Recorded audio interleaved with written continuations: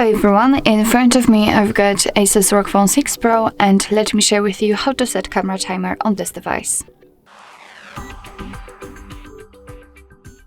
So first of all, let's open the camera app, and since we are in the standard photo mode, we can open the settings. So let's unroll this top bar and enter the settings in the right lower corner.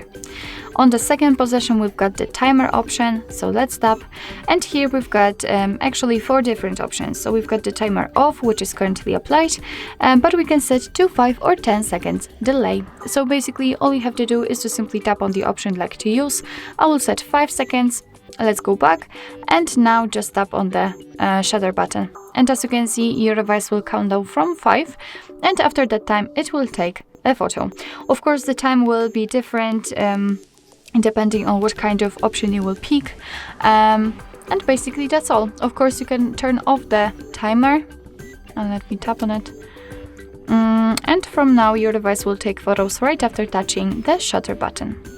So actually that's all. This is how to set the camera timer in your Asus ROG Phone 6 Pro.